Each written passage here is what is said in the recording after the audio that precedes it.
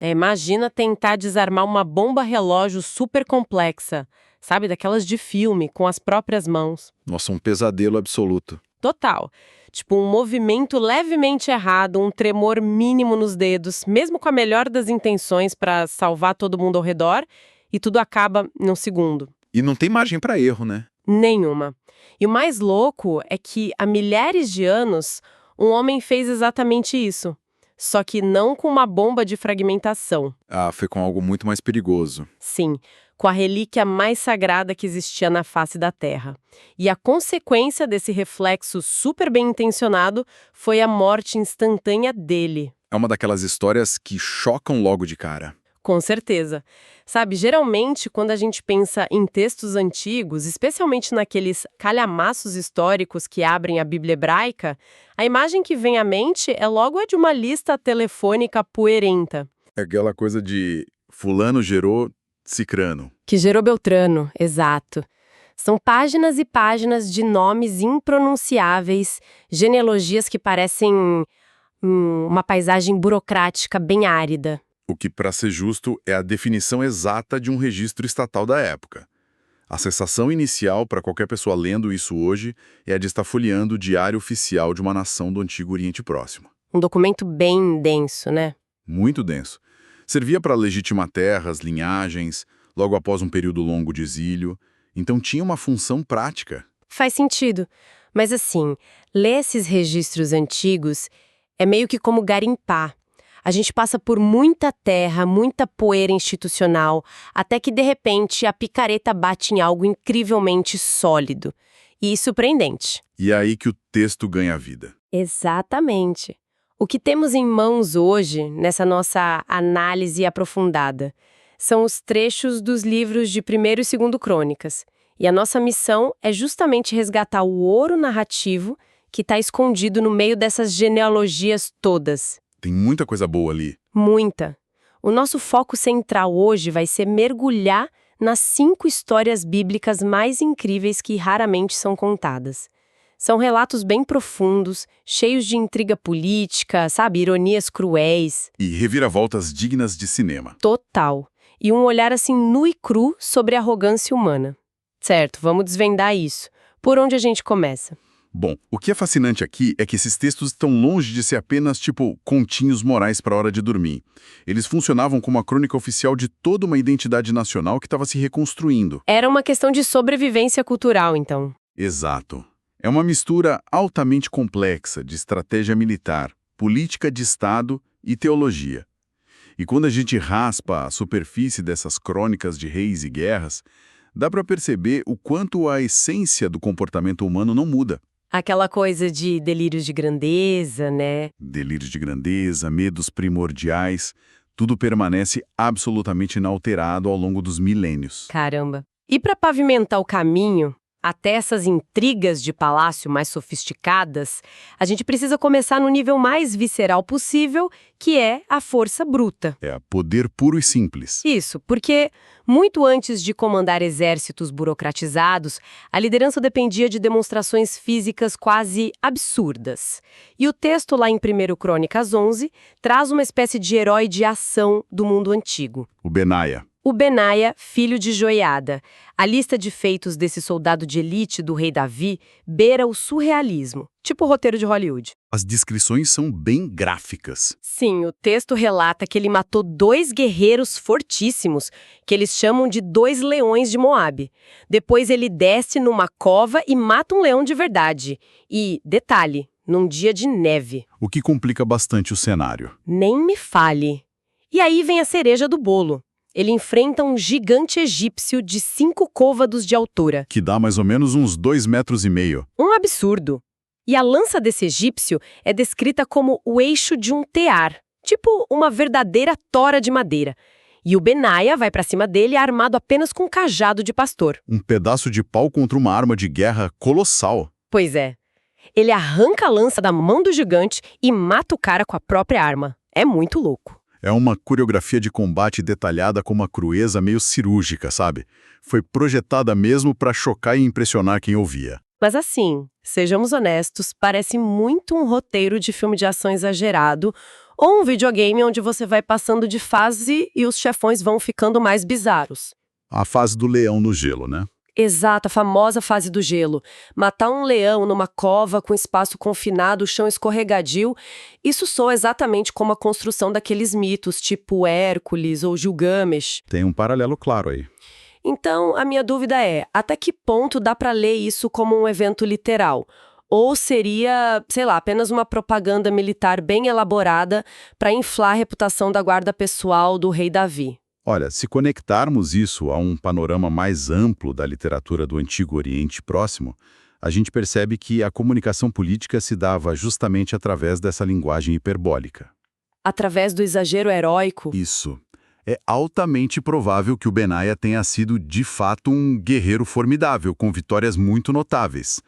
Só que o objetivo literário de registrar detalhes tão específicos, tipo o dia de neve, as medidas exatas da lança, era provar uma tese política. Qual tese? A dinastia de Davi estava recém-estabelecida. Ela precisava projetar uma imagem de ordem vencendo o caos absoluto.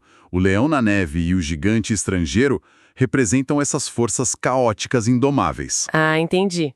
Mostrar que os protetores do rei podiam aniquilar o caos com um simples cajado transmitia uma mensagem clara, a mensagem de que o reino possuía uma aura de invencibilidade sancionada pelo divino. Uma mensagem de dissuasão diplomática através de superlativos, né? O recado era tipo, olha o calibre de quem faz a nossa segurança, então nem tentem a sorte. Perfeito, era exatamente esse o aviso. Só que essa ideia de dominar o caos através da força bruta encontra um muro totalmente intransponível logo em seguida nas crônicas. Porque a força humana pode até ser treinada para matar gigantes. Mas colapsa inteiramente quando tenta manipular o sagrado. Exatamente. O que nos leva de volta àquela imagem do desarme da bomba que eu mencionei lá no começo, o caso de Uzá, no capítulo 13 de 1 Crônicas. Esse é tenso. É, de longe, um dos que mais causam perplexidade e até desconforto para quem lê hoje em dia. Porque é o momento em que a glória militar esbarra no limite teológico simplesmente terrível. Para contextualizar quem está acompanhando a gente, o cenário era de festa. O rei Davi decide trazer a Arca da Aliança para Jerusalém. E aí, para facilitar o transporte, eles colocam a arca num carro de boi novo em folha. Uma inovação logística. Isso. E durante o cortejo, com música rolando, muita celebração, os bois de repente tropeçam, a carreta balança violentamente e o Uzá, que estava ali do lado escoltando, ele instintivamente estende a mão para segurar a arca. Para evitar que caísse na lama. Exato, um reflexo humano super básico, uma tentativa de proteção. Mas no exato milissegundo em que ele toca o objeto, a ira divina se acende e Uzá cai morto, fulminado ali mesmo perante Deus. O clima da festa acaba na hora. A festa vira luto instantâneo, o Davi fica aterrorizado e o lugar ganha o nome de Pérez Uzá, a brecha de Uzá. E aqui é que a coisa fica realmente interessante. Porque o choque moral é inevitável. Gigantesco. Levanta um questionamento ético muito forte, porque parece uma punição desprovida de qualquer justiça proporcional. Aos olhos contemporâneos, soa como um exagero absurdo. Absolutamente desproporcional. A intenção do cara era a melhor possível. A analogia que eu faço é a do cabo de alta tensão. Se um poste cai e um cabo de 30.000 volts vai atingir uma criança e a pessoa tenta segurar o cabo com as mãos nuas para desviar. A física não se importa com heroísmo. Perfeito, o choque vai ser letal igual. Mas calma aí, estamos falando de uma divindade, não de física cega e imparcial. Porque a punição por um erro acidental precisava ser a execução imediata. Essa analogia da rede elétrica é perfeita para traduzir a concepção de santidade daquela era. Na mentalidade do antigo Israel, a Arca da Aliança não era uma caixa decorativa de madeira e ouro. Que representava uma ideia abstrata, né? Exato. Ela era compreendida como o estrado literal do trono de Deus na Terra. Era o ponto de contato físico entre a dimensão humana e a presença divina. O conceito hebraico de sagrado, o famoso kadosh, não significa só algo bom ou puro. Significa o quê, então? Significa totalmente separado e perigosamente poderoso. É como material radioativo. A morte de Uzá serviu como uma demonstração brutal de que o sagrado não pode ser domesticado pelas conveniências modernas. E tem um detalhe estrutural muito importante aí. Qual? Transportar a arca num carro de boi era uma inovação tecnológica copiada dos filisteus, que eram os maiores inimigos de Israel. Espera, então Davi estava terceirizando um rito sagrado usando a tecnologia de um povo inimigo? Sim. A lei antiga exigia estritamente que a arca fosse carregada nos ombros por uma linhagem muito específica de sacerdotes, os levitas, e eles usavam varas de madeira para que absolutamente ninguém tocasse na caixa. Para isolar a radiação, seguindo a analogia? Isso mesmo. Ao colocar a arca numa carreta puxada por animais que podem tropeçar a qualquer momento, o rei e o Uzá transformaram o indomável numa mera carga logística. Nossa, rebaixaram o status do sagrado. Demais. A intenção do Uzá de segurar a arca revelou uma presunção muito perigosa. A ideia de que Deus precisava da mão impura de um humano para não se sujar na terra. Que loucura pensar por esse lado. Pois é. A resposta fulminante estabelece que a reverência e a obediência aos protocolos estão muito acima da conveniência ou das boas intenções espontâneas de qualquer um. Isso muda tudo. Não é sobre um Deus mesquinho punindo um simples tropeço. É sobre a quebra de um protocolo de contenção nuclear, porque alguém achou que sabia um jeito mais prático de fazer o transporte. Um jeito de cortar caminho. Exato. Mas aí eu fico pensando, e quando a quebra das regras não é acidental? Ah, e o cenário muda de figura. O que acontece quando a infração é premeditada, astuta, desenhada nos mínimos detalhes por um líder que se acha inteligente o suficiente para enganar o próprio destino? A gente entra na história do rei Acabe. E isso, o relato de 2 Crônicas 18, que aborda exatamente esse controle invisível dos bastidores da guerra e o fracasso épico da esperteza humana. Essa é, sem dúvida, uma das narrativas mais sofisticadas sobre determinismo e livre-arbítrio que a gente tem na antiguidade. É um roteiro incrível. O enredo é o seguinte: o rei Acabe, que já tem uma péssima reputação, faz uma aliança com o rei Josafá. Eles querem atacar uma cidade. Uma campanha militar conjunta. Isso. O Acabe traz 400 profetas institucionais e todos eles gritam em uníssono, tipo, pode ir à guerra, o sucesso é garantido. Só bajuladores. Exatamente. Mas o Josafá, que não era bobo, desconfia daquela unanimidade toda e pede para ouvir mais alguém. E é aí que entra o profeta Micaías. Ele traz um relato totalmente aterrorizante dos bastidores celestiais. A visão do trono. Sim, ele afirma que viu o trono de Deus e Deus perguntando aos seres celestiais quem iria persuadir o Acabe a ir para a batalha e encontrar a morte lá. Uma reunião de cúpula no céu. Literalmente. Aí um espírito se apresenta e diz: serei um espírito de mentira na boca de todos os profetas do rei. E ele recebe sinal verde para agir. O que já é bizarro. Muito. O Acabe ouve essa profecia terrível do Micaías, manda prender o cara e bola um plano que ele julga ser infalível. Ele pensa, vou burlar essa visão celestial. Eu vou pro fronte, mas irei disfarçado de soldado raso, sem nenhuma roupa real. Tentando fugir do radar cósmico. Pois é. O combate começa, o Acabe tá lá, anônimo na multidão. De repente, um soldado inimigo atira uma flecha ao acaso, sem mirar em absolutamente ninguém específico. E adivinha? A flecha encontra o alvo. A flecha viaja pelo ar e acha milimetricamente a minúscula brecha entre as junturas da couraça da armadura do Acabe. Ele acaba sangrando até a morte na carruagem dele, bem ao pôr do sol. É a engenharia do acaso funcionando com uma precisão assustadora. A ironia é digna de uma tragédia grega, né? Ele abandona todos os símbolos de poder para tentar enganar a morte e morre atingido por um tiro cego que nem procurava um rei. Mas, pera, eu preciso intervir aqui. Pode falar. Porque isso levanta um dilema ético gigantesco. Como um espírito de mentira recebe sanção oficial no tribunal divino? Isso não torna o próprio Deus o autor de uma fraude para assassinar um governante? Isso levanta uma questão importante mesmo.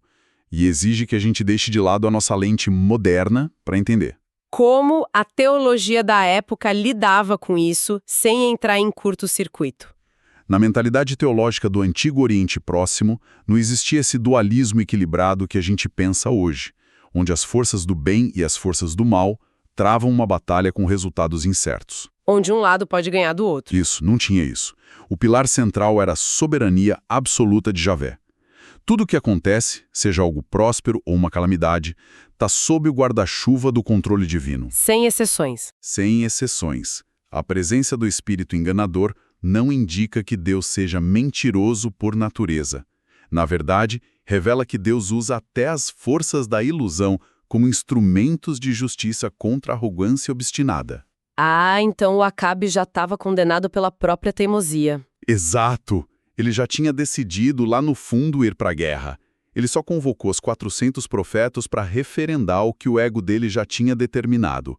O espírito de mentira apenas forneceu aquela ilusão de consenso que o rei desesperadamente queria ouvir. Nossa, ele já queria o eco e o universo apenas amplificou o som para ele. Resumiu perfeitamente. O texto foca nessa vaidade da inteligência humana contra o decreto cósmico. O Acabe confia na própria astúcia, na armadura forjada pelos melhores ferreiros, no disfarce covarde. E nada disso adiantou. Nada. A flecha atirada ao acaso destrói a própria ideia de que o acaso existe. O que parecia sorte cega para o soldado que puxou a corda do arco era, na verdade, o alvo inexorável da justiça divina. Achou a falha na blindagem. Se cumprindo na menor falha da armadura de um homem que achava que podia manipular o céu. A armadura mais pesada desmoronou por causa de uma brecha de 2 centímetros.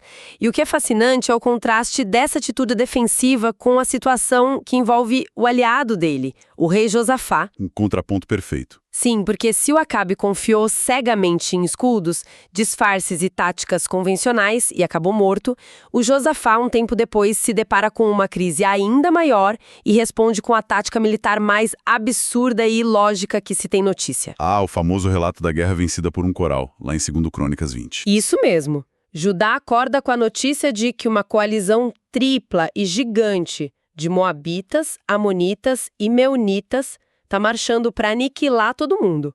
O desespero é nacional. Uma invasão massiva. E o que o Josafá faz? Ele não convoca os generais para traçar rotas de fuga, ele decreta um jejum, faz uma oração pública de pura vulnerabilidade e um levita entrega uma mensagem dizendo que a peleja não é do povo, mas de Deus. Uma mensagem inspiradora, claro. Sim, inspiradora. Mas no dia seguinte, a execução logística no campo de batalha é de cair o queixo. Em vez de formar uma falange de lanceiros na linha de frente, o Josafá posiciona os músicos e cantores oficiais do templo para marchar na frente do exército armado. Exatamente. O batalhão de choque era o coral, louvando em alta voz, e assim que os primeiros acordes ecoam pelo vale, a narrativa diz que os exércitos inimigos entram numa confusão letal. Eles surtam. Totalmente. Eles sacam as espadas e começam a aniquilar uns aos outros no próprio acampamento. Um massacre absoluto. Quando as tropas de Judá chegam na colina para ver o vale, só encontram corpos. E passam 3 dias inteiros apenas recolhendo equipamentos e joias. 3 dias ininterruptos de espólio no Vale de Beraca, sem que o único soldado de Judá precisasse dar um golpe de espada. Eu sempre travo nessa imagem tática. É difícil de processar. Tenta imaginar isso num conflito moderno. Um país sendo invadido por brigadas de tanques e o comando de defesa decide colocar a orquestra sinfônica ou tipo a bateria de uma escola de samba marchando na frente das trincheiras. Parece suicídio. Um convite para o massacre. Como uma cena dessas não terminou no extermínio do coral? O que realmente aconteceu psicologicamente ou logisticamente naquele vale para provocar uma autodestruição tão profunda? Para entender isso, é essencial compreender a geopolítica dessas antigas coalizões. Exércitos compostos por moabitas, amonitas e a galera do Monte Seir não eram aliados por lealdade ou ideologia. Eram mercenários. Eram grupos temporariamente unidos só pela promessa de pilhagem e por um ódio incomum contra Judá. Essas alianças eram extremamente voláteis, cheias de generais desconfiados uns dos outros. Uma panela de pressão prestes a estourar. Exato. Agora, junta isso à geografia do lugar. Valões e desfiladeiros criam acústicas muito imprevisíveis. Em vez de escutar o som clássico de escudos batendo ou gritos de guerra caóticos se aproximando, eles ouvem outra coisa. O coral organizado. Sim, a coalizão de repente ouve um canto rítmico ecoando de forma ensurdecedora pelas rochas. A anomalia da situação gera um pânico imediato. O cérebro humano, num estado de alerta máximo, detesta o que não consegue explicar. Da tilt. A desorientação faz alguém gritar, sei lá, emboscada. E aquela desconfiança racial profunda que já existia entre eles explode. Eles acham que foram traídos. Na neblina da manhã, ou no pânico do eco, eles assumem que foram traídos pelos próprios parceiros. E o fogo amigo simplesmente dizima todo o contingente. Caramba. O som da adoração foi só o gatilho psicológico para a paranoia que já estava lá. Mas a narrativa exige de quem lê a aceitação dessa total vulnerabilidade para entender o ponto principal, né? Sem dúvida. O poder teológico aí está fundamentado naquela oração prévia do rei Josafá, quando ele declara abertamente que não sabe o que fazer, mas que os olhos estão postos em Deus. A admissão de fraqueza. Isso. Colocar os cantores destreinados na frente não era uma tática militar inteligente para criar confusão acústica intencional. Foi a manifestação física de abrir mão do controle. O oposto do rei Acabe. Perfeitamente oposto. Enquanto Acabe morreu tentando microgerenciar o próprio destino com disfarces, o Josafá sobreviveu e prosperou exatamente porque admitiu a própria impotência. A libertação surge quando o orgulho é abandonado. Esse é o cerne da mensagem. Muito forte. E deixar o controle ir nos leva direto ao nosso obstáculo final de hoje. Porque pensa bem, o alívio de sobreviver a uma guerra traz paz? A paz traz prosperidade e inovação. E a prosperidade excessiva é o adubo perfeito para o ego. Ironicamente, sim. Superar o fracasso é muito difícil, mas superar os efeitos psicológicos do sucesso contínuo parece ser quase impossível para a mente humana. Uma armadilha letal. E a queda astronômica do rei Uzias, lá em 2 Crônicas 26, ilustra magistralmente essa doença crônica do sucesso ilimitado. Uzias foi sem dúvida um dos governantes mais inovadores, visionários e temidos daquela época toda. O registro histórico tem um fascínio claro pelas realizações civis dele. Diz que ele amava a agricultura, construiu dezenas de poços no deserto, ergueu torres de vigilância super complexas. Um verdadeiro engenheiro do Estado. Total, mas o ponto de virada está na tecnologia militar. O texto faz questão de mencionar as máquinas inventadas por peritos em Jerusalém. Balistas gigantes projetadas para atirar flechas massivas e pedras enormes do alto dos muros. Ele dominava o que havia de mais avançado em tecnologia de guerra. Ele não tinha só um exército grande, ele tinha inovação. A fama global se espalhou, o império cresceu, ele dominou as rotas comerciais. Mas então vem aquela frase trágica no texto. Qual? A de que, havendo-se já fortificado, o seu coração se exaltou para sua própria ruína. O ego dele transcendeu a própria área de competência. Ele se achou invencível. Exato. O Uzias decide que o poder logístico e militar confere a ele autoridade até sobre a esfera sagrada. Ele entra no santuário do templo de forma super arrogante para queimar incenso. Que era um rito estritamente reservado aos sacerdotes. Ninguém mais podia fazer isso. E aí o sumo sacerdote Azarias entra no templo acompanhado de 80 homens para intervir. O rei, segurando o incensário na mão, é confrontado. E em vez de recuar e pedir desculpas... Ele tem um ataque de fúria. Um ataque de fúria pela ousadia deles de questionarem o poder absoluto dele. Só que no exato instante em que a raiva explode, a lepra brota de forma grotesca na testa dele. Imediatamente. Ele percebe a doença, é expulso na mesma hora e vive o resto dos dias em quarentena numa residência isolada, cortado das funções reais até a morte. Então, o que tudo isso significa para nós hoje? É uma boa pergunta. Porque a analogia grita no nosso ouvido, né? O rei que constrói máquinas projetadas por peritos é o equivalente direto aos bilionários, arquitetos de sistemas e gênios da tecnologia de hoje em dia. O paralelo sociológico é simplesmente impossível de ignorar. É a síndrome do imperador do Vale do Silício.